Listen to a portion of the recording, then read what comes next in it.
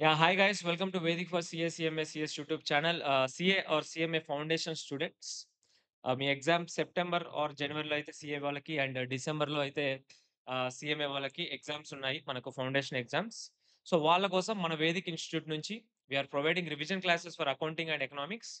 And దీనికి సంబంధించిన కంటిన్యూషనే థియరీ ఆఫ్ సప్లై చేస్తున్నాను. ఆల్రెడీ థియరీ ఆఫ్ డిమాండ్ అనే టాపిక్ ఆల్రెడీ కంప్లీట్ చేశాను. సో అది ఎవరైనా చూడకుంటే మాత్రం you can watch it in the playlist, డిస్క్రిప్షన్‌లో ప్లేలిస్ట్ పెడతాను. అండ్ ఈ పీడీఎఫ్, ఈ టైప్ ఆఫ్ పీడీఎఫ్స్ మనకి రివిజన్ వీడియోస్‌లో వాడే ఈ PDFs you can access from Telegram channel or మన అప్లికేషన్‌లో ఉంటుంది. అప్లికేషన్‌లో సెగ్రిగేట్ చేసి ఉంటుంది సబ్జెక్ట్ వైస్‌గా. సో దట్ అక్కడ ఈజీగా మీరు ఆహ్, ద తీసుకోవచ్చు. డౌన్‌లోడ్ చేసుకోవచ్చు అప్లికేషన్ నుంచి. అండ్ కంటిన్యూ చేద్దాం వితౌట్ లేట్. ఎవరైనా డిమాండ్ టాపిక్‌లో కనుక కొంచెం little bit you are not sure demand గురించి అంటే, ఆ వీడియో చూడండి. ఆ వీడియో చూసిన తర్వాత ఈ వీడియో చూడండి. అండ్ ఈ వీడియో ఆ వీడియోతో కనెక్టింగ్ ఉంటుంది. ఎందుకంటే డిమాండ్, సప్లై మనకి పక్కపక్కల చదువుకుంటే గనుక ఈజీగా 2 టాపిక్‌లు కూడా మన హ్యాండ్‌లోకి వచ్చేసాయి. అండ్ మంచి స్కోరింగ్ ఉన్న టాపిక్స్ ఈ 2. సో వితౌట్ లేట్ స్టార్ట్ చేద్దాం. సో థియరీ ఆఫ్ సప్లై అనే టాపిక్ గురించి మనం మాట్లాడుకునే ముందు వాట్ ఈస్ డిమాండ్ అనే టాపిక్ గురించి మనం డిస్కస్ చేద్దాం. వాట్ ఈస్ డిమాండ్ అంటే మనం ఏం చెప్తాం? ఆ consumer willingness and ableness to purchase డిమాండ్‌ని క్రియేట్ చేస్తుంది అని చెప్పేసి చెప్తాం. అంటే డిమాండ్ అనే టాపిక్ గురించి మాట్లాడుతున్నప్పుడు మన కన్స్యూమర్ పాయింట్ ఆఫ్ వ్యూ దగ్గర నుంచి, కన్స్యూమర్ సైడ్ నుంచి ఆలోచిస్తూ మాట్లాడతాం. వెనెవర్ అదే సప్లై సైడ్‌కొచ్చేసరికి మనము producer point of view side నుంచి, అంటే ప్రొడ్యూసర్ సైడ్ నుంచి ఆలోచించి మనం సప్లై అనేది డిసైడ్ చేస్తాం. ఎలాగైతే కన్స్యూమర్ విల్లింగ్‌నెస్ అండ్ ఏబుల్‌నెస్ వల్ల డిమాండ్ క్రియేట్ అయితదో, సప్లైలో ప్రొడ్యూసర్స్ విల్లింగ్‌నెస్ అండ్ ఎబిలిటీ వల్ల, అంటే వాళ్ళు ఎంత వరకు they are willing to offer to market. ఎంత వరకు they have ability to offer to market అనే దాన్ని బట్టి సప్లై అనేది క్రియేట్ అవుతది. ఇక్కడ మీరు అబ్జర్వ్ చేస్తే the producers are willing and able to offer to market. ఇక్కడ ఆఫర్ టు మార్కెట్ అనే దానికి అర్థం ఏంటంటే, మనమేమనుకుంటాం అంటే, సప్లై అంటే ప్రొడ్యూసర్స్ ఎంతవరకు సేల్ చేయడానికి they are ready. They are willing, ఎంతవరకు ఆళ్ళు సేల్ చేయగలుగుతున్నారు. వాళ్ళు ఎంతవరకు కొంటున్నారంటే, వీళ్ళు ఇంతవరకు అమ్ముతున్నారు అనే దానికి ఆ పాయింట్ ఆఫ్ వ్యూలో ఎళ్ళే అవకాశం ఉంది కాబట్టి, అలా గాకుండా ఎంతవరకు దే ఆర్ విల్లింగ్‌నెస్ ఉంది వాళ్ళకి. అంటే నాకు 1,00,000 కెపాసిటీ ఉంది. నా ప్లాంట్‌లో 1,00,000 కెపాసిటీ ఉన్నప్పుడు ఎన్ని యూనిట్స్ వరకు నేను ప్రొడ్యూస్ చేయాలనుకుంటున్నా. అది నా విల్లింగ్‌నెస్. అండ్ ఎన్ని యూనిట్స్ వరకు నేను చెయ్యగలను. అది నా ఎబిలిటీ. సో, ఎంతవరకు నేను చేయగలను? నేను ఒక 80,000 యూనిట్స్ ఎబిలిటీ ఉంది నాకు. But I am not ready for the 80,000 units. I am ready for the only 60,000 units. So, మార్కెట్‌లోకి సప్లై నువ్వు ఎంత వదులుతున్నట్టు? You are releasing the 60,000 quantity of the నీ పర్టిక్యులర్ యూనిట్స్. అది సప్లై అంటామనమాట. సో సప్లైలో మనం ఒక 2, 3 పాయింట్స్ అబ్జర్వ్ చేస్తే, supply is offer to market. It is not necessarily succeed in selling అవ్వాల్సిన అవసరం, అంటే సేల్ అవ్వాల్సిన అవసరం లేదు. It is offering to market and supply requires both willingness and ability. Willingness అంటే వాడు ఎంతవరకు రెడీగా ఉన్నాడని. బట్ ఎబిలిటీ అంటే వాడు ఎంతవరకు చేయగలడని. ఎబిలిటీ ఎలా వస్తుంది? If you are not able to cater that particular production cost, నువ్వు చేయలేవు. సో, ప్రైమరీ ఇన్‌ఫ్లూయన్స్ ఎవరి మీద, ఎబిలిటీ మీద ఉంటేది ఎవరి వల్ల అంటే, due to production cost ability అనేది ఇన్‌ఫ్లూయన్స్ అవుతా ఉంటది. And supply is a flow concept అంటున్నాడు. సేమ్ లైక్ మన డిమాండ్ ఎలా ఉంటుంది?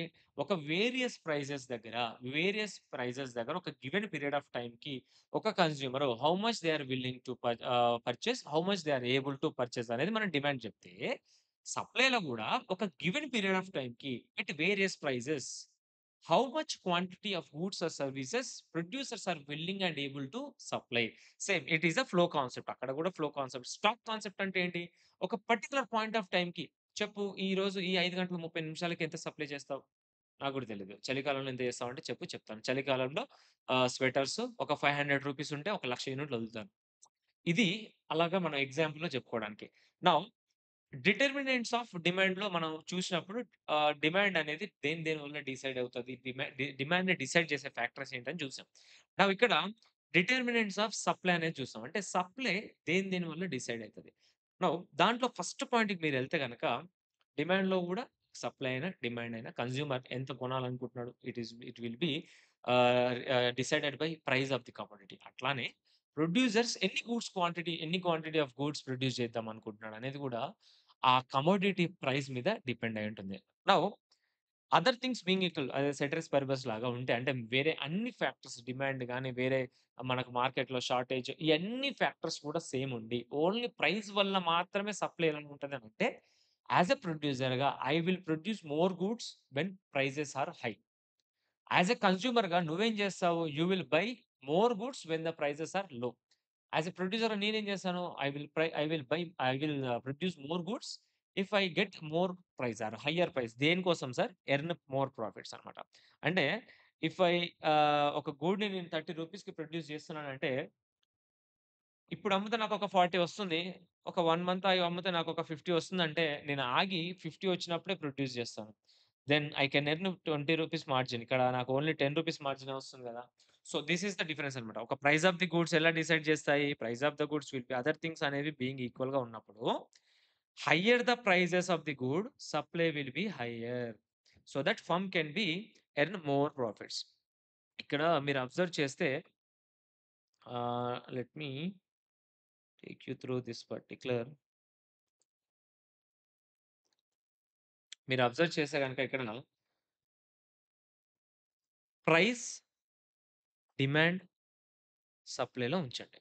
Now prices 10 rupees, 20 rupees, 30 rupees, 40 rupees, 50 rupees for 1 ice cream అనుకుంటే, consumers are attacking 1200 ice creams, 1000 ice creams, 800 ice creams, 600 ice creams, 400 ice creams. ఇది, ఇది demand schedule. If you can observe ఆ particular టాపిక్‌ని చూస్తే మనం ఇది డిమాండ్ స్కెడ్యూల్. ఏం చెప్తుంది? ఒక ఇండివిడ్యువల్ బయర్, ఒక ఇండివిడ్యువల్ కన్స్యూమర్ వేరియస్ ప్రైసెస్ దగ్గర ఎంత డిమాండ్ క్రియేట్ చేయగలుగుతున్నాడనేది ఈ డిమాండ్ షెడ్యూల్ చెప్తుంది. సేమ్ లైక్ సప్లై షెడ్యూల్ గూడా ఉంటది గదా! సప్లై షెడ్యూల్‌లో యాస్ ఎ ప్రొడ్యూసర్‌గా నువ్వు చెప్పు, 10 రూపీస్ ప్రైస్ ఉన్నప్పుడు ఎక్కువ ఐస్ క్రీమ్స్ ప్రొడ్యూస్ చేస్తావా? 50 రూపీస్ పర్ ఐస్ క్రీమ్ వచ్చినప్పుడు ఎక్కువ ప్రొడ్యూస్ చేస్తావా? అంటే యాస్ ఎ రేషనల్ ప్రొడ్యూసర్‌గా as a rational production unit ఓనర్‌గా I will produce more goods when the prices are high. So, 1000, 800, 600, 400. ఇప్పుడు ఇదెందుకు చెప్తున్నాము? నా ప్రైజెస్ గనక పెరుగుతూ ఉంటే, నా సప్లై గూడా పెరుగుతూ ఉంటుంది. బట్ నా డిమాండ్ మాత్రం తగ్గుతూ ఉంటుంది. నౌ చాలామంది మీకు ఈ 2 కాంబినేషన్ ఆఫ్ సెట్ చెప్పడానికి ట్రై చేస్తారు. When demand decreases, supply increases అని చెప్తారు. బట్ అది due to the factor of pricing అనేది మనం అర్థం చేసుకోవాలి. ఈ డిమాండ్‌ని డిసైడ్ చేస్తుంది. ఇదే సప్లైని డిసైడ్ చేస్తుంది. దెన్ మనము ఈ రెండిటికి మధ్యలో రిలేషన్ అనేది తీస్తాం. సో, డిమాండ్ ఇంక్రీజ్ అవుతే సప్లై డిక్రీజ్ అవుతుంది. సప్లై ఇంక్రీజ్ అవుతే డిమాండ్ డిక్రీజ్ అవుతుంది. ఇలాగా అది కరెక్టే. బట్ దేనివల్ల? Due to price. మరి మీరు ఇలాగ దీనివల్ల మీరు అవుతుందనేది చెప్పేసి గుర్తుపెట్టుకోవడానికి ట్రై చేయండి. అలా అప్పుడు మీకు ఈజీగా ఉంటుంది. డిమాండ్‌ని, సప్లైని మనం కలిపేయడానికి చూడొద్దు. అది కన్స్యూమర్ పాయింట్ ఆఫ్ వ్యూ. ఇది supplier point of view. Now next determinant of supply ఏంటది?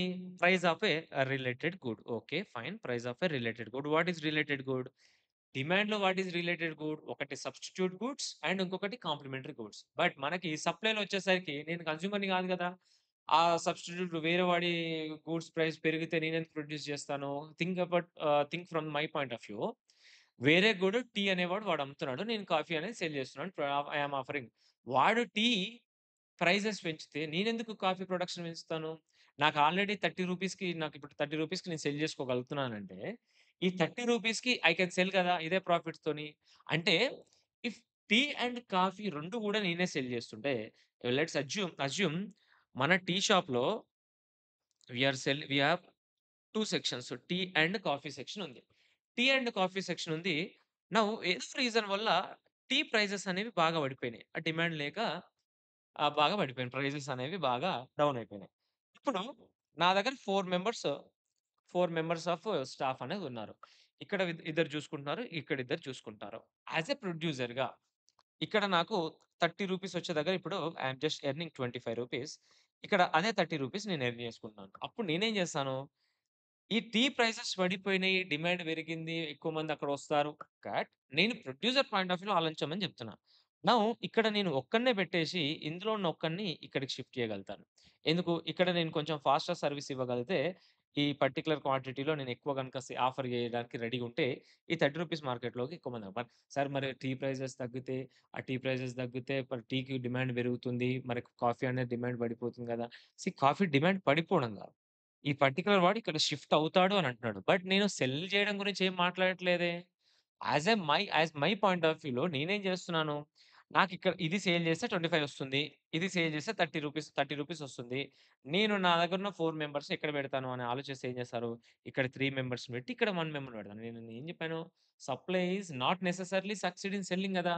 సో, యాస్ ఎ ఎకనామిక్ థియరీగా నేనెలా ఆలోచిస్తాను అనంటే నా దగ్గర ఉన్న సోర్సెస్ ఏవైతే నా ఇన్‌పుట్స్ ఉన్నాయో, నా ఇన్‌పుట్స్‌ని హైయర్ ప్రాఫిట్స్ వచ్చే దగ్గరికి మారుస్తాను. అంటే ఇక్కడ సప్లై అనేది రిలేటెడ్ గూడ్స్ వల్ల ఎట్లా ఇంక్రీజ్ అవుతది, ఎట్లా డిక్రీజ్ అవుతదని చెప్తున్నాడన్నమాట.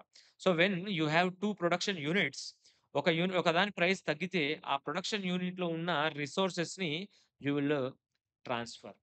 అది చెప్పడానికి ట్రై చేస్తున్నాడిక్కడ. సో, ఇది we don't have any explanation. But example చెప్పడానికి చూసాను చూడండి. Cool drinks has 2 products. ఒకటి థమ్స్ అప్ అని, స్ప్రైట్ అని మనకి 2 బ్రాండ్స్ ఉన్నాయి. అక్కడ if the allotted production means అనేవి వాళ్ళు ఈక్వల్‌గా గనుక ఇవ్వగలిగితే ఇందాక మనము అండ్ థమ్స్ అప్ ప్రైజెస్ అనేవి ఇంక్రీజ్ అయినాయి. అప్పుడు థమ్స్ అప్ అనేది మోర్ ప్రాఫిటబుల్ అవుతుంది గదా! స్ప్రైట్ కంటే. So, I will try to offer more in the Thums up section. అప్పుడు producers will shift the production means to Thums Up. So, supply of Sprite అనేది decrease అవుతుంది. So, ఇక్కడ మీరు observe చేయాల్సింది ఏంటి రిలేటెడ్ కూడా అంటే, మన ప్రొడక్షన్ రిసోర్సెస్ గనక యూజ్ చేస్తున్నామా 2 దాంట్లలో, సేమ్ ఆ ప్రొడక్ట్ తయారు చేయడానికి, ఈ ప్రొడక్ట్ మనం ఏ అనే ప్రొడక్ట్ తయారు చేయడానికి, బి అనే ప్రొడక్ట్ తయారు చేయడానికి we are using same production resources అంటే, ఒకదాని ప్రైస్ పడిపోయినప్పుడు ఆబ్వియస్‌గా అది మనకు తక్కువ ప్రాఫిట్ వస్తది. తక్కువ ప్రాఫిట్ వచ్చే దాని దగ్గర మనం ఎందుకు ఎక్కువ రిసోర్సెస్ అనేది యూజ్ చేసాం? We will shift that resources to ఎక్కువ ప్రాఫిట్ వచ్చే ప్రొడక్ట్. అది ఈ price of the related good concept explain చేయడానికి ట్రై చేస్తున్నాం. Next prices of factors of production. Now what are the factors of productions అంటే ఏంటి మనము ల్యాండ్, లేబర్, ఎక్విప్‌మెంట్ ఇదంతా గూడా మనకి ఫ్యాక్టరీస్ ప్రొడక్షన్. రా మెటీరియల్ గావచ్చు, లేబర్ గావచ్చు, ఇంట్రెస్ట్ అండ్ ఫైనాన్స్ కావచ్చు, ఎనీ అదర్ ఇన్‌పుట్స్ అనేవి ఈ ఇన్‌పుట్స్ టు ది ప్రొడక్షన్. మనం ఇన్‌పుట్స్ తీసుకొచ్చి ప్రాసెస్ చేసి we will produce output. Now think about the situation. మనము ఏ, బి, సి అనే ప్రాసెస్ ఫాలో అయితున్నాం. ఏ దగ్గర మనం ఇన్‌పుట్స్ తీసుకుంటాము. బిలో ప్రాసెస్ చేస్తాము. అండ్ సిలో ఔట్‌పుట్ జనరేట్ చేస్తాము. అండ్ ఇక్కడి వరకు మనకయ్యేది కాస్ట్ ఆఫ్ ప్రొడక్షన్ అనుకుందాం. ఇక్కడికి వరకు అయ్యేది మనకి కాస్ట్ ఆఫ్ ప్రొడక్షన్. ఇప్పుడు ఈ పర్టిక్యులర్ పాయింట్ దగ్గరికి prices of factors of production అంటున్నాడు. అంటే ఈ ఏ అండ్ బి అనే టాస్క్‌లు కంప్లీట్ చేయడానికి మనం కొన్ని ఇన్‌పుట్స్ ప్రొడక్షన్ మెథడ్స్ అనేవి అన్నీ కూడా యూజ్ చేసుకుంటాం. ఇక్కడ నాకు కాస్ట్ అనేది ఇంక్రీజ్ అవుతే అప్పుడు నాకేమవుతది? ఇక్కడ నాకొచ్చే ప్రైస్ అనేది సేమ్ ఉంటది. కానీ నా కాస్ట్ ఇంక్రీజ్ అయిపోతే ఆటోమేటిక్‌గా నా ప్రాఫిట్ అనేది ఏమవుతుంది? డిక్రీజ్ అవుతుంది. దెన్ ఇన్ థట్ కేస్ నేను ఈ ప్రైస్ దగ్గర గాకుండా వేరే ప్రైస్‌కెళ్ళడానికి ట్రై చేస్తా. బట్ వేరే ప్రైస్‌కెళ్ళడానికి ట్రై చేసినప్పుడు ఏమైతది? I should go to hire price. Hire ప్రైస్‌లో ఫీజిబిలిటీ ఉందా లేదా అనేది తెలీదు. హైయర్ ప్రైస్ అవైలబుల్ ఉందా లేదా తెలీదు. అప్పుడు నేనేం చేస్తాను? లోవర్ ప్రైస్‌కెళ్తాను. అంటే తక్కువ సప్లై చేసుకుంటాను. లోవర్ ప్రైస్‌లో తక్కువ సప్లై చేసుకొని I will try to earn same profit. నాకు ఐదర్ సేమ్ ప్రాఫిట్ రావాలి. లేదంటే కాస్ట్ ఆఫ్ ప్రొడక్షన్ పెరిగినప్పుడు ప్రాఫిట్ తగ్గుతుందంటే నేను ఆ ప్రాఫిట్ ఇంతకుముందుకొచ్చింది, ఇప్పుడొచ్చింది ఈక్వలైజ్ చేసుకోవడానికి ట్రై చేస్తూ ఏం చేస్తాను? కొంచెం కాస్ట్ ఆఫ్ ప్రొడక్షన్ అని తగ్గిస్తాను. అంటే లెట్స్ సే ఇక్కడ 2 పర్టిక్యులర్ మెషిన్స్ వాడాలి. లేదు ఒకటే ప్రొడక్షన్ మెథడ్ వాడదాం. ఒక మెషినరీ వాడదాం. సో దట్ ఒకటి తగ్గించుకుంటాను గదా! సో కాస్ట్ ఆఫ్ ప్రొడక్షన్ తగ్గించుకోవడానికి ట్రై చేస్తున్నా అంటే ఏంటి? నేను నంబర్ ఆఫ్ యూనిట్స్ తయారు చేసేది ఏదైతే ఉందో అది తగ్గించుకుంటాను. సో అందుకనే సప్లై ఏమవుతుంది? Supply will be decreases. ఇక్కడ ఈ పాయింట్‌లో అదే చెప్పడానికి ట్రై చేస్తున్నాడు. వెనెవర్ కాస్ట్ ఆఫ్ ప్రొడక్షన్ అనేది హై ఉంటే supply will be less profitable ఉంటుంది కాబట్టి తక్కువవుతుంది. అదే లో ఉంటే సప్లై అనేది ఎక్కువుంటుంది. మోర్ ప్రాఫిటబుల్ ఉంటుంది. సో, ఇది prices of a factors of production అనేది సింప్లీ‌గా అలా డిసైడ్ చేస్తుంది. నెక్స్ట్ స్టేట్ ఆఫ్ టెక్నాలజీ గురించి మాట్లాడితే ఆహ్, ఓకే. స్టేట్ ఆఫ్ టెక్నాలజీ ఏం చెప్తుంది మనకి? వెనెవర్ నేను ఇంతకుముందుకు లేబర్ ఇంటెన్సివ్‌తోని పనిచేస్తున్నాను. Now I have a opportunity to use capital intensive. నేను మెషినరీస్ యూజ్ చేసుకొని ఆటోమేషన్ చేసి గనుక చేస్తే అప్పుడు నాకేమవుతుంది? లెస్ టైమ్ పీరియడ్‌లో ఆ గివెన్ పీరియడ్ ఆఫ్ టైమ్‌లో నేను ఎక్కువ సప్లై చేయడానికి రెడీగా ఉంది. అంటే సప్లై డిసైడ్ అవుతుంది గదా! ఆటోమేషన్ వల్ల. సో, న్యూ టెక్నాలజీ ఏదైతే ఆటోమేషన్ ఉందో it will increase the supply అని చెప్తున్నాడు. సో, ప్రొడక్షన్ అనేది ఎఫిషియెంట్‌గా అవుతుంది. It is reduce the production cost. So, more supply అనేది మనకు జనరేట్ అవుతుంది. And next inventions and innovations దీనివల్ల ఏం జరుగుతుంది? వేస్టేజ్ అనేది తక్కువైపోయి, తక్కువ టైమ్ పీరియడ్‌లో అవ్వడం. అండ్ వేస్టేజ్ అనేది తక్కువ అవ్వడం వల్ల ఒక బెటర్ గూడ్ అనేది తయారవుతుంది. బెటర్ గూడ్ తయారు చేయడం వల్ల ఆ వేస్టేజ్ అనేది ఎక్కువ అవ్వడంలో మనం ఇంకొక గూడు తయారు చేసుకోవడానికి అవకాశం ఉంటుంది. సో, ఇన్నోవేషన్స్ అండ్ ఇన్వెన్షన్స్ చేయడం వల్ల గూడా మనకు సప్లై అనేది ఇంక్రీజ్ అవుతుంది. ఇన్నోవేషన్స్ అండ్ ఇన్వెన్షన్స్ లేకపోతే అదే మోటు పద్ధతిలో చేసుకుంటూ వెళ్తే ఏమవుతుంది? సప్లై అనేది తగ్గిపోతుంది. ఇప్పుడు లెట్స్ సే ఇంతమందికి మనకు ఆన్‌లైన్ అనేది లేదు. ఈ ఆన్‌లైన్ అనేది ఆప్షన్ లేదు. ఈ ఆన్‌లైన్ ఆప్షన్ లేకపోవడం వల్ల మనము ఏదైతే ఇక్కడ ఆఫ్‌లైన్‌లో ఎంతమందైతే ఒక 100 మెంబర్సో, 150 మెంబర్సో కూర్చుంటారు గదా! ఈ 100, 150 మెంబర్స్‌కి మాత్రమే మనం క్యాటర్ చేయగలుగుతాము. మన సేల్స్ అనేవి. బట్ ఇది ఆన్‌లైన్ మార్కెట్ వచ్చినంత వల్ల ఏమవుతుంది? సేమ్ కాస్ట్‌లో, సేమ్ సెటప్‌లో I am able to offer that particular classes to చాలా మందికి నేను ఆఫర్ చేయగలుగుతున్నాను. సప్లై అనేది ఇంక్రీజ్ అవుతుంది గదా! అలా గాకుండా నేను మోటు పద్ధతిలో ఆఫ్‌లైన్ క్లాసెస్ బోర్డ్ మీద చెప్పుకుంటూ కూర్చుంటే ఏమైతది? నా supply will be this particular 100, 150 members అన్నమాట. సో, ఇది ఈ స్టేట్ ఆఫ్ టెక్నాలజీ గురించి. అండ్ ఇదొక availability of spare production capacity. I have a spare production capacity ఉందంటే, if there is an opportunity in the market I will use that particular space and ఆ spare అనే ఆ spare ఏదైతే ఉందో అది use చేసుకుంటాను. And I will produce. So, more supply అనేది వస్తుంది. అదే అవైలబిలిటీ‌గా లేదనుకోండి. నేను ఫుల్ ప్యాక్డ్‌గా ఫుల్ కెపాసిటీతో నడుపుతున్నాననుకోండి. Then I can't use this particular spare. So, I can't produce the goods. అది ఆపర్చునిటీ వచ్చినప్పుడు. So, and ease of factor production as factor substitution అంటే ఏంటంటే, లెట్స్ సే నాకిందాకున్నట్టే 2 టీ షాప్స్ ఉన్నాయి. ఒక టీ షాప్ ఉంది. ఒక కాఫీ షాప్ ఉంది. అండ్ టీ షాప్‌లో ఐ డోంట్ హావ్ ఆ రోజు నాకు పర్టిక్యులర్‌గా సేల్స్ అవుతలేవని తెలిసింది. టీ మాస్టర్‌కి ఓన్లీ టీ పెట్టడమే వచ్చు. కాఫీ మాస్టర్‌కి ఓన్లీ కాఫీ పెట్టడమే వచ్చు అనుకోండి. ఇఫ్ ఇన్ కేస్ నేను ఆ రోజు టీ చేయొద్దు. ఓన్లీ కాఫీలో వర్క్ చేద్దాము అని అనుకున్నాననుకోండి. టీ మాస్టర్‌ని తీసుకొచ్చి కాఫీ పెట్టరంటే ఏంది? టీ కాఫీ అని పెడతాడు. సో, టీ, కాఫీ పెడితే మనకు లాభం లేదు గాబట్టి, ఇది నేను యూజ్ చేసుకోను. అంటే ఏంటి? నా దగ్గరున్న one of the factor of production ఆ టీ తయారు చేయడానికి one of the factor labour. ఆ లేబర్‌కి ఫీజిబిలిటీ లేదు. అంటే ఈజీగా సబ్స్టిట్యూట్ చేయలేము. మనం కాఫీ పొడి ప్లేస్‌లో టీ వన్ తీసుకొచ్చి టీ మాస్టర్ గాని పెట్టించి చేయలేకపోతున్నాం. సో థాట్ సప్లై అనేది తగ్గిపోతుంది. ఆర్ అదే నేను టీ మాస్టర్ టీ చేయగలడు, కాఫీ చేయలేడనుకోండి. ఒకవేళ వీడు రాకపోయినా he can manage both.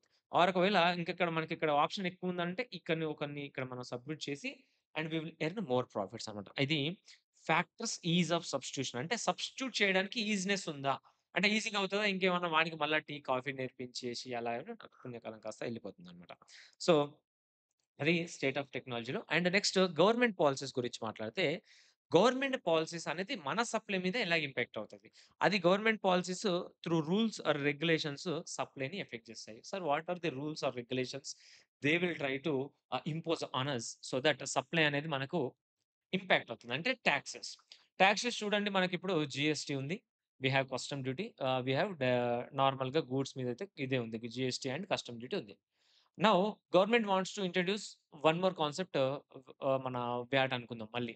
Are excise duty చేద్దాం అనుకుంటుంది. మ్యానుఫ్యాక్చరింగ్ మీద ఎక్సైజ్ డ్యూటీ, అది అమ్మాక కస్టమ్ డ్యూటీ, అది నువ్వు ఎక్స్‌పోర్ట్ చేస్తే సారీ అది అమ్మాక goods and service tax, export చేస్తే కస్టమ్ డ్యూటీ. ఇలా ఏదో ఏసారు. వాళ్ళు అదొక కొత్త రూల్ తీసుకొచ్చారనుకోండి. అప్పుడేమవుతుంది? మనకి ఒక 50 రూపీస్‌కి తయారవ్వాల్సిన ప్రొడక్ట్ రెడీ అవ్వాల్సిన ప్రొడక్ట్ 70 రూపీస్‌కి మారుతది. అంటే we are losing this particular 20 rupees profit margin గదా! So, producers are they will not be interested ఎలాగా ఇట్లా టాక్సెస్ అని హైగా కట్టేసుకొని, కాస్ట్ ఎక్కువ పెట్టుకొని, లెస్ మార్జిన్ చేద్దామని. ఏ ప్రొడ్యూసరు ఇక్కడ ఎవరు నార్మల్‌గా మీరు అర్థం చేసుకోవాల్సింది ఏందంటే business man will always wants to earn profit గదా! సో, అలా ప్రాఫిట్ ఎర్న్ చేసుకుందాం అనుకున్నోడు why he will enter into the particular market? వాడు ఎంటర్ అవ్వడు. టాక్సెస్ హెవీగా ఉన్నాయి కదా! నేను సప్లై చేయను. They are the is not willingness నాకసలు ఇంట్రెస్ట్ లేదు. సో, అదే సబ్సిడీ ఇస్తుందనుకోండి. లెట్స్ సే నేను ఈ మైక్స్ పర్టిక్యులర్ మైక్స్ గనుక ప్రొడ్యూస్ చేస్తే గవర్నమెంట్ ఈస్ గివింగ్ 30,000 సబ్సిడీ. నాకు అయ్యేదే 60,000 గివింగ్ 30,000 నాకేమవుతుంది? 30,000 మోర్ మార్జిన్ వస్తుంది. నేను అదే సెల్లింగ్ ప్రైస్‌కి 30,000 ఎక్కువ ఎర్న్ చేసుకోగలుగుతాను. అప్పుడేమైతది? వాళ్ళు they are willing to and they are offering to market. So, subsidy అనే టైంలో కాస్ట్ డిక్రీజ్ అయిపోతుంది. క్వాంటిటీ సప్లైని ఇంక్రీజ్ అయితుంది. అండ్ టాక్సెస్ కేస్‌లో కాస్ట్ ఇంక్రీజ్ అవుతుంది. సప్లై అనేది డిక్రీజ్ అవుతుందనేది మీరు గుర్తుపెట్టుకోండి. Next nature of competition and size of the industry. ఏం లేదు మోర్ కాంపిటీషన్ ఉన్నదంటే మోర్ సప్లై వస్తుంది. ఐ గేవ్ స్మార్ట్ ఫోన్ ఇండస్ట్రీని ఎగ్జాంపుల్ లాగా ఇచ్చాను. సార్ వాట్ ఈస్ కాంపిటీషన్ ఎక్కువుంటే సప్లై ఎందుకు ఎక్కువవుతది సార్ అంటే, ఒక ఇమాజిన్ ఎ సిట్యుయేషన్ ఐక్యూ అనే మొబైల్ ఒకటొచ్చింది. దాంట్లో ఏదో యాంటీ గ్లేర్ సంథింగ్ డిస్‌ప్లే ఇచ్చాడనుకోండి. వెంటనే సామ్‌సంగోడు అలాంటి మార్కెట్ ఆ నీష్ అంతా ఆ పర్టిక్యులర్ కస్టమైజేషన్ ఆ పర్టిక్యులర్ స్పెషలైజేషన్ దగ్గరికెళ్ళకుండా వాడు గూడా ఒక గూడు తయారు చేస్తాడు గదా! అండ్ వీడు ఒక 4కే కెమెరాని యాడ్ చేస్తే ఇంకొక మొబైలోడు ఇంకొక 4కే కెమెరాని ప్రొడ్యూస్ చేస్తాడు. అంటే ఇలాగా ఒకరితో ఒకరు కంపీట్ అవ్వడానికి మార్కెట్‌లోకి they are offering N number of models అనేది వాళ్ళు ఆఫర్ చేస్తూ ఉంటారు. సో, థాట్స్ వై మనకు కాంపిటీషన్ ఎక్కువున్నప్పుడు సప్లై అనేది గూడా ఎక్కువుంటుంది. నౌ నెక్స్ట్ ఎక్స్‌పెక్టేషన్స్ రిలేటెడ్ మాట్లాడుకుందాం. వాట్ ఈస్ ద ఎక్స్‌పెక్టేషన్స్ ఎలాగా ఇంపాక్ట్ చేస్తాయి సప్లైనంటే, ఇఫ్ సెల్లర్స్ కంపేర్ చేశారనుకోండి current prices, future prices as a ప్రొడ్యూసర్‌గా ఫ్యూచర్‌లో నాకు సేల్ చేస్తే గనుక నేను ప్రొడ్యూస్ చేస్తే గనుక నాకు ఎక్కువ డబ్బులొస్తాయంటే నేను కరెంట్ ప్రొడక్షన్ అనేది హోల్డ్ చేసి పెట్టుకుంటాను. So, this will be less supply. ఈ ఫ్యూచర్ ప్రైజెస్ డిక్రీజ్ అవుతా అనుకుంటే ఏం చేస్తాను, ఈ రోజుకి కంప్లీట్‌గా యూజ్ చేసేసుకొని కెపాసిటీని నేను ప్రొడ్యూస్ చేసేసుకొని ఈ రోజే ప్రాఫిట్ ఎర్న్ చేయడానికి ట్రై చేస్తాను. సో, నౌ మోర్ సప్లై అనేది ఉంటుంది.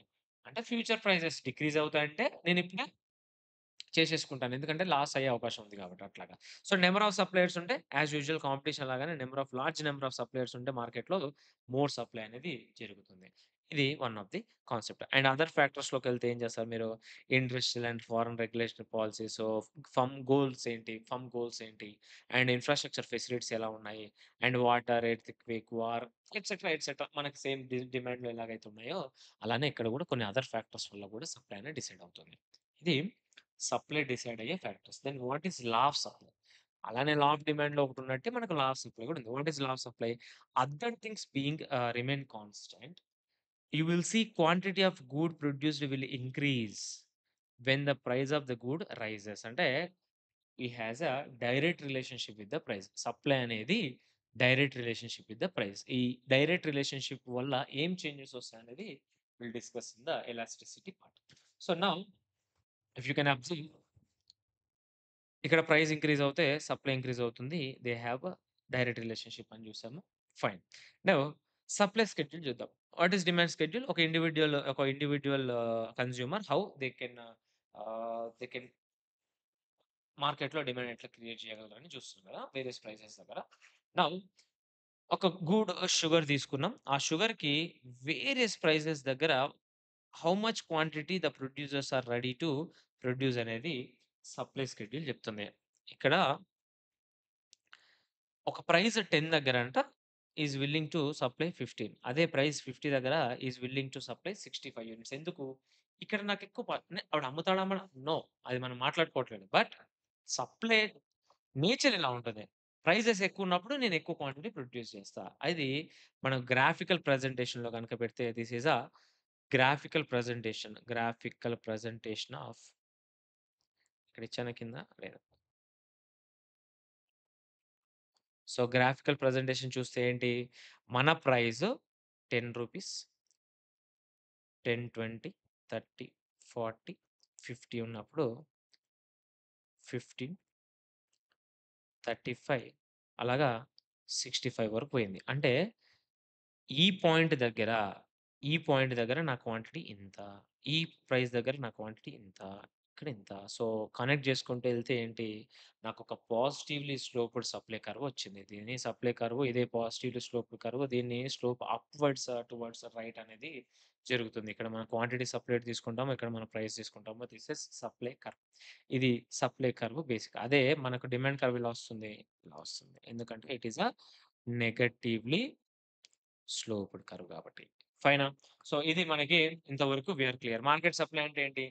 The addition of supplies of a commodity made by all producers. ఉన్న ప్రొడ్యూసర్స్ అందరూ కలిపి ఎంత ప్రొడ్యూస్ చేయగలుగుతారనేది మార్కెట్ సప్లై చెప్తుంది. Next movements on the supply curve చూద్దాం. మనము movements on the demand curve చూసినాం కదా! ఎక్స్‌పాన్షన్, కాంట్రాక్షన్ అలానే ఇక్కడ కూడా when quantity supplied increases due to increase in the price అంటే ఓన్లీ ప్రైస్ రీజన్స్ వల్ల ఇంక్రీజ్ అవుతే దాన్ని మనం ఎక్స్‌పాన్షన్ ఆఫ్ సప్లై అంటాము. ఇది upward movement on the supply curve.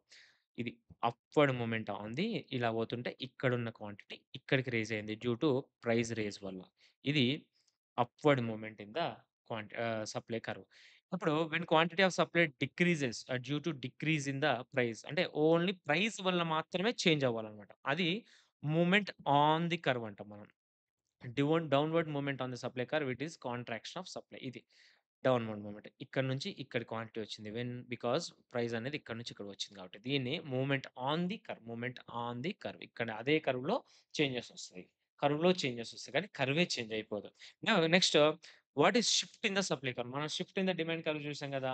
Other than price supply గనుక ఇంక్రీజ్ అయితే it is increase in supply shift towards right. ఇక్కడ ప్రైస్ ఇక్కడే ఉంది.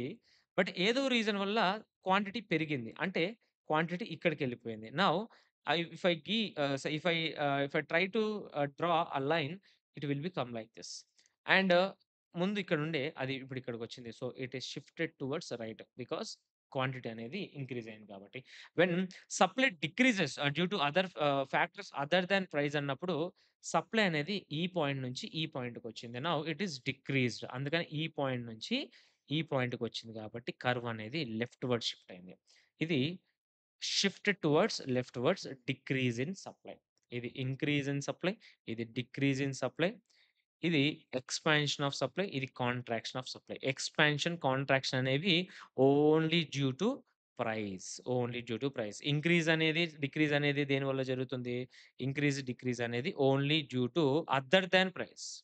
Other than price. ఇది మీరు గుర్తుపెట్టుకోవాలి. Very, very important topics. దీని నుంచి క్వెషన్స్ వచ్చే అవకాశం ఉంటుంది. Now will enter into elasticity of supply. దీంట్లో క్రాస్ ప్రైస్ అని, అదని, ఆర్క్ అని ఉంది. అంత డీప్‌గా ఉండదు. ఎందుకంటే డిమాండ్ టాపిక్‌లోనే మనం వి హావ్ డిస్కస్డ్ ప్రాబ్లమ్స్ కూడా డిస్కస్ చేసాం. అందుకని ఎవరైనా వీడియో చూడకుంటే ఆ వీడియో చూసాక ఈ వీడియో చూడండి. It will be very, very helpful. మీరు మళ్ళీ, మళ్ళీ చూడాల్సిన పని లేదు. ఎంసీక్యూస్ మళ్ళీ డైరెక్ట్‌గా మీరే ప్రాక్టీస్ చేసుకోవచ్చు. ఓకేనా? So, now elasticity of supply అనే టాపిక్‌ని చూద్దాం. సార్ మీరు చెప్పండి ఎలాస్టిసిటీ ఆఫ్ డిమాండ్ ఏంటి అనంటే, it is the responsiveness in the quantity demanded for the changes in the price అంటాం. అలానే ఎలాస్టిసిటీ ఆఫ్ సప్లై అంటే ఏం చెప్తాం మరి? It is the responsiveness of the quantity supplied due to the changes in the price.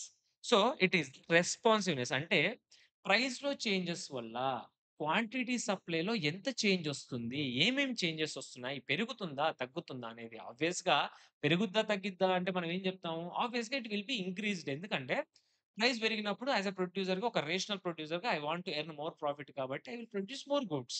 Supply అనేది పెరుగుతది. That's why మీకిక్కడ negative symbol అనేది రాదు. అదే మీకు డిమాండ్ ఫంక్షన్‌లోకొచ్చేసరికి ఏంటి?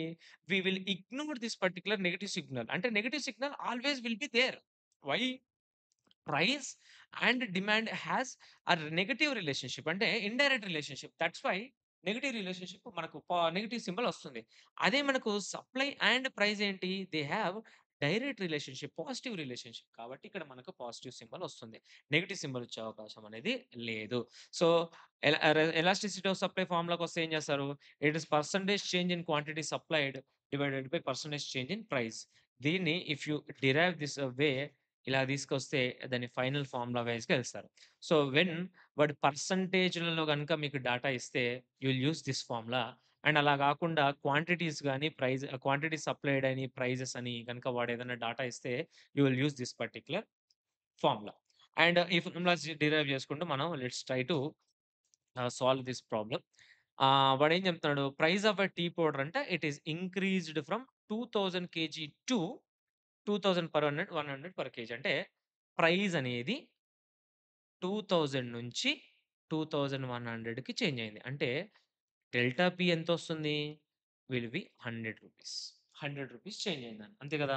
నౌ క్వాంటిటీలో చేంజ్ ఎంతొచ్చిందో చూద్దాం. Quantity supply increases from 2500 kgs to 3000 kgs. అసలు ఇది స్టేట్‌మెంట్ కరెక్టా అంటే కరెక్టే. ఎందుకు? ప్రైస్ ఇంక్రీజ్ అయినప్పుడు ఆబ్వియస్‌గా నేను ఇంక్రీజ్ చేస్తాను గదా! సో, 2500 నుంచి 3000 కేజీస్‌కెళ్తే చేంజ్ ఇన్ క్వాంటిటీ. చూడండి ఇక్కడ నేనిక్కడ న్యూ మైనస్ ఓల్డ్ చేశాను. ఇక్కడ గూడా న్యూ మైనస్ ఓల్డే చేయాలి. మీరు డెల్టా పిలో న్యూ మైనస్ ఓల్డ్ చేసి, డెల్టా క్యూలో ఓల్డ్ మైనస్ న్యూ చేస్తే మీకు నెగెటివ్ సింబల్ వచ్చే అవకాశం ఉంటుంది. ఓకేనా? సో, అది జాగ్రత్తగా ఉండాలి. మీకు ఈ కాలిక్యులేషన్స్ కొందరు ఎంపీసీ వాళ్ళు ఓకే. బట్ ఎంఈసీ వాళ్ళు, సీఈసీ వాళ్ళు they used to do this type of mistakes కాబట్టి జాగ్రత్తగా ఉండాలి. సో, ఇక్కడ ఎంతొస్తుంది నాకు ఆన్సరు? 500 వస్తుంది. ఇప్పుడు ఒరిజినల్ ప్రైస్ ఎంత? ఒరిజినల్ ప్రైస్ ఎంత? 2000. ఒరిజినల్ క్వాంటిటీ ఎంత? 2500. Same. You will substitute this particular figures in the formula అంటే డెల్టా ఏముందక్కడ? Delta Q divided by delta P into P divided by quantity supplied. Original quantity supplied. Now delta Q ఎంత? 500 units divided by delta P ఎంత? 100 into P ఎంత ఒరిజినల్‌గా price? 2000 divided by 2500. Now simple maths 2, 2, 2, 2. 5 ones are 5 5s are 5 ones are 5 fours are. So answer will be 4. So 4 అనేది elasticity of supply between ఈ particular గూడ్‌కి, tea పౌడర్‌కి. అంటే ఈ ఈ elasticity of supply is equal to 4 అంటే దాని అర్థం ఏంటి? If you make 1% of changes in the price, the quantity supplied by producers will increased by 4%. నువ్విక్కడ డిమాండ్‌లోకెళ్తే ఏంటి? 1% గనక elasticity of price elasticity of demand అంటే 4 ఉందనుకోండి. మనం ఏం చెప్తాం? చేంజెస్ ఇన్ ద ప్రైస్ గనక 1% అంటే ప్రైస్ ఇంక్రీజ్ 1% అయిందనుకోండి. డిమాండ్ 4% డిక్రీజ్ అవుతదని. అర్థమవుతుందా? అదే సప్లైలోకొచ్చేసరికి ఏం చెప్తున్నాం? పాజిటివ్ గదా! 2 డైరెక్ట్ ఉంటది గదా! ఒకటి రైజ్ అయితే ఇంకోటి కూడా రైజ్ అవ్వాలి. అంటే వెన్ ప్రైస్‌లో గనక చేంజెస్ లైక్ ఇంక్రీజ్ అనేది 1% ఉందనుకోండి. సప్లైలో ఇంక్రీజ్ 4% ఉంటదని అంటున్నాడు. అంటే ఇట్ ఈస్ మోర్ రెస్పాన్సివ్‌నెస్ అనేది ఎక్కువుంది. ఎక్కువుంది ప్రైస్‌కి. సో, ఈ టైప్స్ ఆఫ్ ఎలాస్టిసిటీ ఈ పర్టిక్యులర్ ఫిగర్స్ ఏవైతే ఉన్నాయో, ఈ ఫిగర్స్ ఏం డినోట్ చేస్తావో చూద్దాం. ఈ ఫిగర్స్ అనేవి ఏం డినోట్ చేస్తాయి? అసలు ఏం చెప్పడానికి ట్రై చేస్తాయి చూద్దాం. సో, అదే types of supply elasticity. Elasticity of సప్లైలో ఎన్ని టైప్స్ ఉంటాయంటే, దేర్ ఆర్ ఇన్‌ఎలాస్టిక్ సప్లై అనేది ఉంటుంది. Sir what is inelastic supply అంటే 0 ఉంటుంది. ఇన్‌ఎలాస్టిక్ సప్లై 0 ఉంటదంట. ఎట్లొస్తుంది 0? Percentage of change in quantity divided by percentage change in price అనేది సమ్. ఈ ఫార్ములాలో ఎలాస్టిసిటీ అనేది 0 రావాలి. ఈ 0 అని మీకెట్ట తెలిసిందంటే పర్ఫెక్ట్‌లీ ఇన్‌ఎలాస్టిక్ అంటే ఏంటి? చేంజెస్ ఇన్ ద క్వాంటిటీ అనేది అసలు ఉండదు. Perfectly inelastic. డిమాండ్‌లో మనం చూసుకున్నాం గదా! ఇన్‌ఎలాస్టిక్‌నెస్ అనేది ఎప్పుడొస్తుంది? ఒక చేంజ్ ఒక ఒక దాని వేరియబుల్ ఏదైతే ఉందో, అది ఏదైతే డిపెండెంట్ వేరియబులో వేరే దాని మీద, అదిలో చేంజ్ వచ్చినా గూడా దీంట్లో ఏ చేంజెస్ రాకపోతే దాన్ని మనం ఇన్‌ఎలాస్టిక్ కూడా అంటాం. పర్ఫెక్ట్‌లీ ఇన్‌ఎలాస్టిక్ కూడా అంటాం. అంటే పైననేమో 0 రావాలి. కింద 5 వచ్చింది. అంటే 0 బై సంథింగ్ విల్ బికమ్ 0. అంటే పర్సెంటేజ్ ఆఫ్ క్వాంటిటీ అనేది 0% చేంజ్ అయింది. డ్యూ టు 5% చేంజ్ అయినా గూడా. ప్రైస్ 5% చేంజ్ అయినా గూడా క్వాంటిటీలో ఎలాంటి చేంజ్ రాలేదు. So, it is inelastic good and moreover it is perfectly inelastic good. Why? Because it has no like dealing with the price. ప్రైస్‌లో చేంజెస్ వల్ల ఎటువంటి క్వాంటిటీలో ఎటువంటి చేంజెస్ కూడా లేవు కాబట్టి. దాని కర్వ్ దాన్ని మనం వర్టికల్ కర్వ్‌గా చేయొచ్చు. సార్ వర్టికల్ కర్వ్ ఎంతంటే చూడండి ప్రైస్ 0 దగ్గర క్వాంటిటీ ఇంతే ఉంది. ప్రైస్ అనేది పి నుంచి పి1కి షిఫ్ట్ అయినా కూడా క్వాంటిటీ అనేది ఇంతే ఉంది. సో, మనం vertical curve it is parallel to Y axis, perpendicular to X axis, vertical అనాలి. మీరు ఇంత గుర్తుపెట్టుకోకండి. Vertical to X axis. Vertical to quantity axis ఏముంటుంది? ఎలాస్టిసిటీ 0 ఉంటుంది. అది మాత్రం గుర్తుపెట్టుకోండి. స్లోప్ అనేది ఇన్ఫినైట్ ఉంటుంది దీనికి. స్లోప్ అనేది ఇన్ఫినిట్ అంటే జస్ట్ ఆడ నిలబడితే ఖతం పడింది. స్లోప్ అంటే ఏంటి? బేసికల్‌గా మీరు ఈ పర్టిక్యులర్ ఇలా ఉంటుంది డయాగ్నల్‌గా ఇప్పుడు రోడ్ ఉంటది. అరే! రోడ్ స్లోప్ ఎక్కువుందిరా స్లో పోనీ అని. అంటే మనం పైన ఉన్నాం అనుకోండి స్లో పోతాం. కిందకి ఎక్కుతుంటే ఎక్కువ ప్రెషర్ పెడతాం. అది స్లోప్ అంటే. సో, స్లోప్ ఇలా ఉంటే ఏంటి? ఇన్ఫినైట్ అనమాట. ఇది ఇన్ఫినైట్ స్లోప్ అంట. అదే ఇలా ఉంటే ఏంటి? స్లోప్ ఏం లేదు. స్లోప్ 0 అని అంటారు. అలాగా. నెక్స్ట్ కాన్సెప్ట్ మాట్లాడుకుందాం. నెక్స్ట్ ఇక్కడ మీరు అర్థం చేసుకోండి. Quantity supply remains unchanged even if prices are changing. ఇది ఇన్‌ఎలాస్టిక్ సప్లై ఒక type. And next relatively less elastic. అంటే it is talking about inelastic గూడ్సే. బట్ పర్ఫెక్ట్‌లీ ఇన్‌ఎలాస్టిక్ గాదు. ఇన్‌ఎలాస్టిక్ ఎప్పుడొస్తుంది అనంటే వెనెవర్ ఆ వాల్యూ లెస్ థాన్ 1 అప్పుడు వస్తుంది. లెస్ థాన్ 1 అన్నప్పుడు వస్తుంది. 0 కంటే ఎక్కువ, 1 కంటే తక్కువ. అంటే ఏంటి? క్వాంటిటీలో చేంజెస్ ఉంటాయి. కానీ ప్రైస్‌లో వచ్చినంత ప్రపోర్షనేట్‌గా ఉండవని అర్థం. అంటే ప్రైస్‌లో ఎక్కువ సెన్సిటివిటీ ఉన్నా గూడా క్వాంటిటీలో అంత చేంజెస్ అనేవి లేవు. అంటే ఇది ప్రైస్‌తో అంత సెన్సిటివ్ అయిన గూడేం కాదు. ప్రైస్ సెన్సిటివిటీ ఈ గూడ్ మీద అంత ఉండదు అని అంటున్నాడు. అంటే percentage change in quantity supply it is less than percentage change in price. మీరు ఇలాగ గుర్తుపెట్టుకోవడానికి ట్రై చేయొద్దు. ఎక్కడ కూడా బట్టి పట్టడానికి ట్రై చేయమాకండి. ప్రైస్‌లో చేంజ్ ఏమో ఎక్కువుంది. అంటే ప్రైస్‌లో చేంజ్ ఎక్కువున్నా గూడా క్వాంటిటీలో చేంజ్ తక్కువుంది. అంటే ఏంటి? It is not that responsiveness ఉంది. దాంట్లో క్వాంటిటీలో అంత రెస్పాన్సివ్‌నెస్ లేదు. ప్రైస్‌లో 5% వస్తే ఇది 4% జరిగినప్పుడు ప్రైస్ గాకుండా వేరే ఏదైనా ఫ్యాక్టర్ దీని మీద డిసైడ్ చేసే అవకాశం ఉంది ఎక్కువ. అంటే అంతకు మించి పోవాలంటే. అందుకని అది ప్రైస్ ఎలాస్టిసిటీ మనం చూస్తున్నాం కాబట్టి it is less elastic supply అని అంటాం. ఇక్కడ గ్రాఫ్ చూస్తే మీరు ఇలా ఉంటుంది. ఇక్కడనేమో తక్కువుంటుంది. ఇదేమో ఎక్కువుంటుంది. దెన్ కొంచెం స్టీపర్ కర్వ్ అనేది మనం అబ్జర్వ్ చేయొచ్చు. Next relatively greater elastic. Same elastic ఏదైతే ఉందో ఈ పర్టిక్యులర్ పాయింట్ ఏదైతే మాట్లాడుకున్నామో దీనికి అపోజిట్ అన్నమాట. దీనికి అపోజిట్ అంటే ఏంటి? ప్రైస్‌లో చేంజెస్ తక్కువుంటుంది. క్వాంటిటీలో చేంజెస్ ఎక్కువుంటుంది. అంటే ఇట్ ఈస్ మోర్ రెస్పాండ్ అవుతుంది ప్రైస్‌కి.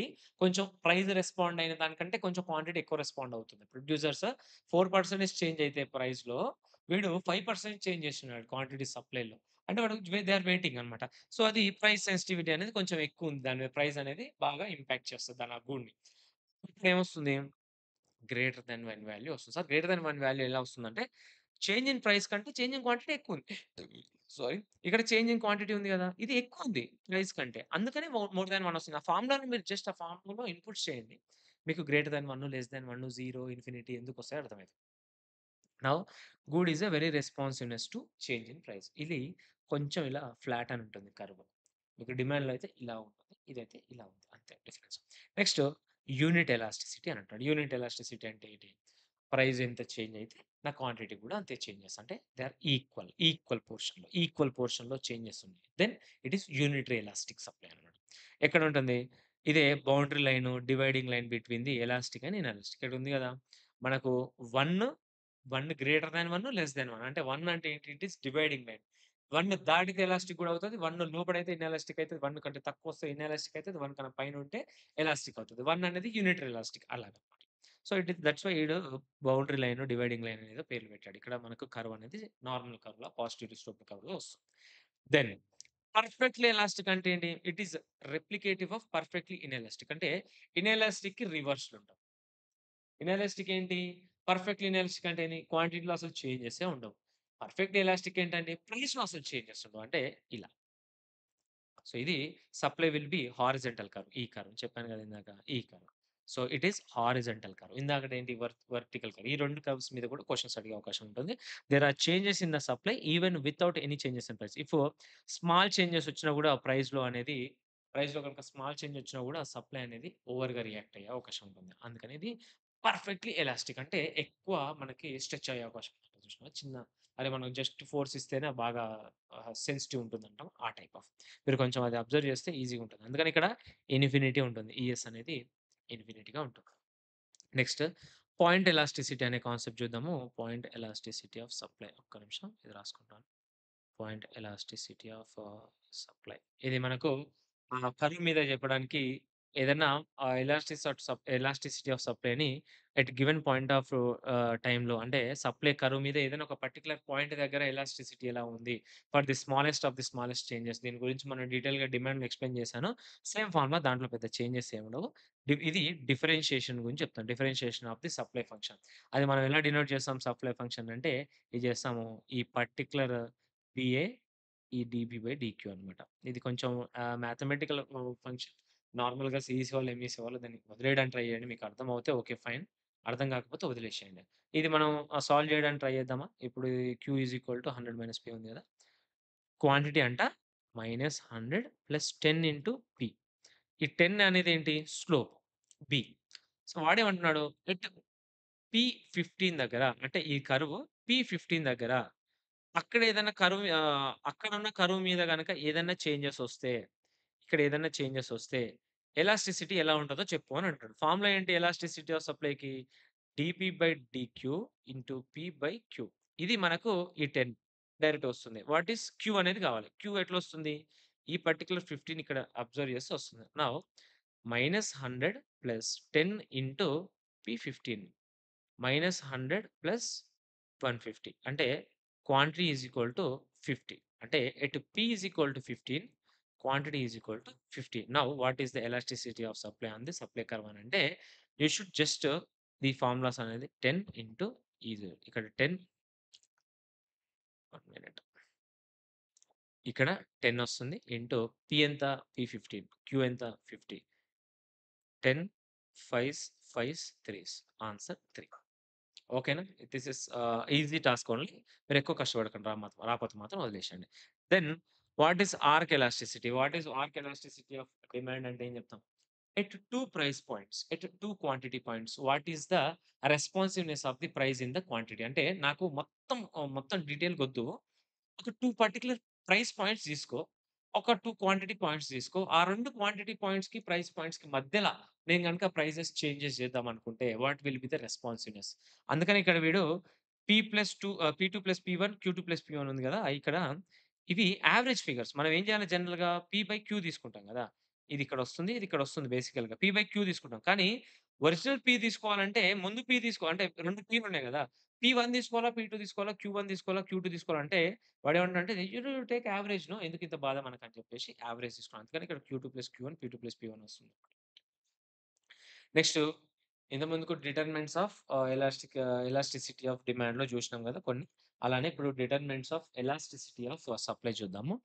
సార్ కాస్ట్ ఆఫ్ ప్రొడక్షన్ అనేది నా ఎలాస్టిసిటీని డిటర్మైన్ చేస్తది సార్. ఎలా సార్ అంటే నేను ప్రొడ్యూస్ చేస్తాననుకోండి ఇంకా ఎక్కువ గూడ్స్ అంటే నాకు ప్రైస్‌లో చేంజ్ వచ్చింది. ప్రైస్‌లో చేంజ్ వచ్చిన దానికంటే క్వాంటిటీలో ఎక్కువ చేంజెస్ తెస్తే that good will be elastic good అంతేనా? అప్పుడు నేను ఒకవేళ సప్లై చేస్తే నా కాస్ట్ అనేది హై లెవెల్‌లో ఇంక్రీజ్ అవుతుందనుకోండి. ప్రైస్ ఇంక్రీజ్ అయిందని నేను సప్లై ఇంక్రీజ్ చేయాలి. బట్ ఆ ఇంక్రీజ్ చేయాలంటే నాకు కాస్ట్ అనేది హై లెవెల్‌లో ఇంక్రీజ్ అవుతుందనుకోండి. నేను ప్రైస్‌లో వచ్చిన చేంజెస్ అంతా క్వాంటిటీలో సప్లై చేయను. చేంజ్ అనేది చేయను. అందుకనే దట్ గుడ్ నాకు హై కాస్ట్ అనేది ఇంక్రీజ్ అవుతుంటే నేను ఇన్‌ఎలాస్టిసిటీ అనేది ఎగ్జిబిట్ చేస్తాను.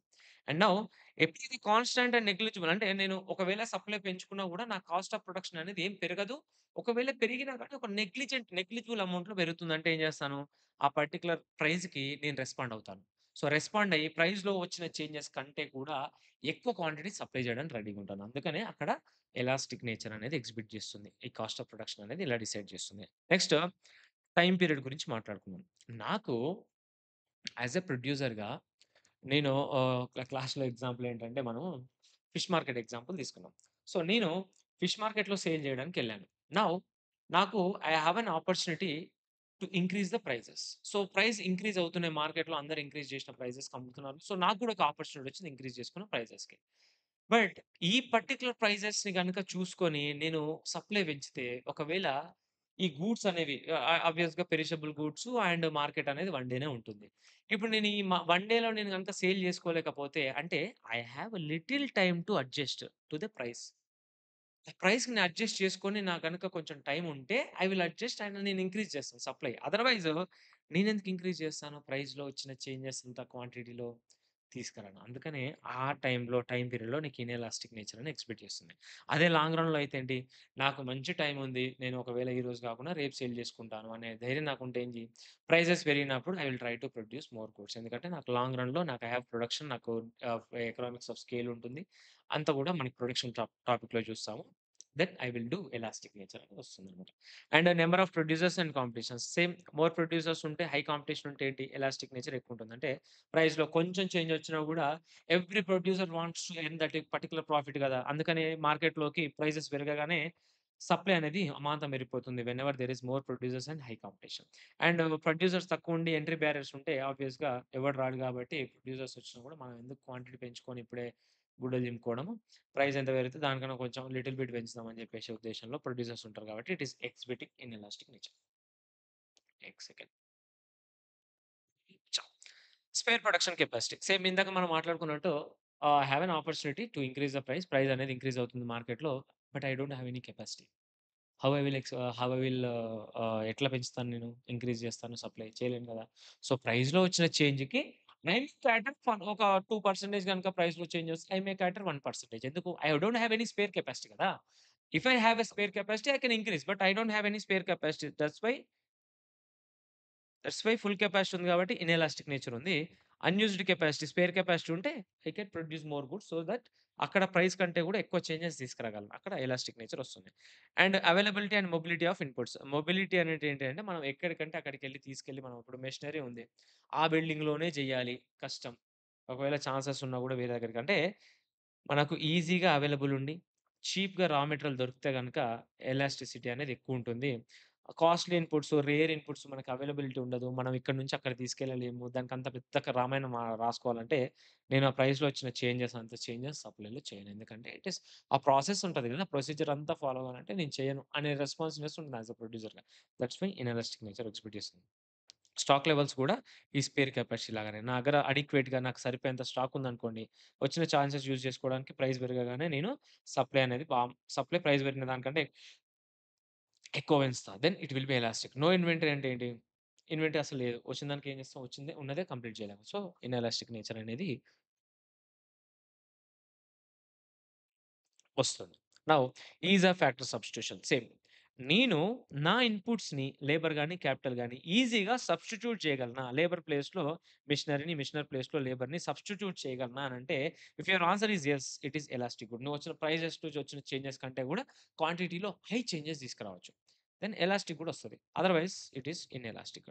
And occupational mobility of factors అంటే ఏంటి? If capital and labour can switch roles ఇందాక లేబరు, మిషనరీ ఉంది. లేబర్ మిషనరీ లాగా, మిషనరీ లేబర్ లాగా పనిచేయడం అలా గాదు గానీ, బేసికల్‌గా ఉన్న మన పర్టిక్యులర్ లేబర్‌ని మనం స్విచ్ చేయగలుగుతున్నాం ఆ రోల్స్. అంటే వెనెవర్ మనకు గావాల్సినప్పుడల్లా మిషనరీతోని తయారు చేయించుకోవడం, మనకు గావాల్సినప్పుడల్లా లేబర్‌తోని తయారు చేయించుకోవడం జరుగుతుందా? ఆ మొబిలిటీ అనేది మనకుందా? ఆక్యుపేషనల్ మొబిలిటీ అంటే లేబర్ కావాలనుకుంటే తక్కువ కావాలనుకుంటే అప్పుడు లేబర్ తోటి, ఎక్కువ కావాలన్నప్పుడు మిషన్‌తోని మనం స్విచ్ అయ్యేంత మనకు ఆప్షన్స్ ఉన్నాయా? ఉంటే వి హావ్ ఎలాస్టిసిటీ అనేది ఎక్కువుంటుంది గూడ్‌లో. Otherwise, we can expect an elastic nature. And A printing press switching from calendars to magazines elastic. అంటే ప్రింటింగ్ ప్రెస్‌లో క్యాలెండర్స్ నుంచి they can switch to magazines. అప్పుడు ఎలాస్టిక్ నేచర్ ఉంటుంది. ఇప్పుడు మ్యాగజైన్స్‌లో ప్రైస్ ఇంక్రీజ్ అయినప్పుడు price increase అయిందనంటే supply ఎక్కువ increase చేయాలి. అలా గాకుండా లేదు నేను క్యాలెండర్స్ మాత్రమే చేస్తాను అని అన్నాడనుకోండి. సో, నేను ఈ పర్టిక్యులర్ మ్యాగజైన్స్‌కి నేను స్విచ్ అవ్వలేను అన్నాడనుకోండి. అప్పుడు ఉన్న క్యాలెండర్స్ చేసుకోవడం లేదంటే ఏదైనా కొంచెం యూజ్ చేసుకొని మ్యాగజైన్స్ అనేది తయారు చేయడం. అంటే ప్రైస్ ఇంక్రీజ్ అయినంక గూడా క్వాంటిటీలో ఇంక్రీజ్ ఒస్తది. బట్ ప్రైస్‌లో వచ్చిన చేంజెస్ కంటే క్వాంటిటీలో వచ్చే చేంజెస్ తక్కువుంటది. దట్స్ వై వాడు ఇనెలాస్టిక్ అని. And nature of production cycle ఏంటి? కంటిన్యూయస్‌గా ప్రొడక్షన్ సైకిల్ ఉంటే మోర్ ఎలాస్టిసిటీ ఉంటది. ఇన్‌ఫ్రీక్వెంట్ ఆర్ సీజనల్ ప్రొడక్షన్ ఉంటే లెస్ ఎలాస్టిక్ ఉంటది. ఇది మనకి పెద్ద ఎక్స్‌ప్లనేషన్ అవసరం లేదు. Fine. And expectation of future prices if the producer expect higher prices in the future they will hold the current supply. Then current supply will be inelastic. Obviously కదా! ప్రైస్‌లో changes వచ్చినాయి. But they are expecting more prices in the future. ప్రైస్‌లోనేమో 1% change వస్తే వీళ్ళు క్వాంటిటీలో change చేశారు. But just 0.5% change చేశారు. ఎందుకు కొంచెమన్నా ప్రాఫిట్ ఎర్న్ చేసుకోవచ్చు కదా! But they will produce more goods in the future. That's why ఇప్పుడు ఇనెలాస్టిక్ నేచర్ ఎగ్జిక్యూట్ చేస్తుంది. దెన్ నెక్స్ట్ వచ్చే concept very important concept what is equilibrium price. Equilibrium price అంటే it is the intersection between the demand and supply. Sir అర్థం కావట్లేదు. అంటే మనకు వీడేమో high prices ఉన్నప్పుడు సప్లై చేస్తా అని ప్రొడ్యూసర్ అన్నాడు కూర్చున్నాడు. కన్స్యూమర్ గాడేమో లేదు నేను లో ప్రైస్ ఉన్నప్పుడే కొంటా అని ప్రొడ్యూసర్ గాడు కూర్చున్నాడు. ఇప్పుడు వాడు అలా కూర్చుంటే వాడు కన్జ్యూమ్ చేయడు. వీడు అలా కూర్చుంటే వీడు ప్రొడ్యూస్ చేసినయి ఎక్కడ పోవు. అనేది స్టాక్ అనేది డిస్టర్బ్ అయిపోతది గదా! సో, వీళ్ళిద్దరు మీట్ అయ్యే పాయింట్, వీళ్ళిద్దరూ అగ్రీ అయ్యే పాయింట్ ఒకటుంది. ఏంటిది? ప్రైస్. అంటే ఇప్పుడు మనం డిమాండ్ షెడ్యూల్స్ ఓపెన్ చేస్తే ఇక్కడ ఒక డిమాండ్ షెడ్యూల్ గీసాను చూద్దామండి. ఇక్కడ గనుక మీరు చూస్తే వీడు 50 ప్రైస్ దగ్గర 310 యూనిట్స్ సప్లై చేస్తా అంటున్నాడు. కానీ వీడేమంటున్నాడు? లేదు నేను 60 యూనిట్స్ కంటే ఎక్కువ కన్జ్యూమ్ చేయను. అంటే నాకు 60 మంది డిమాండే ఉందక్కడ. అదే వీడు రూ. 10 దగ్గర 310 క్వాంటిటీస్ నేను డిమాండ్ ఉంది సార్ అంటాడు. కానీ వీడు లేదండి అంత తక్కువ ప్రైస్ కోట్ చేస్తాడు. రూ. 60 క్వాంటిటీ మాత్రమే ప్రొడ్యూస్ చేస్తానని వీడంటాడు.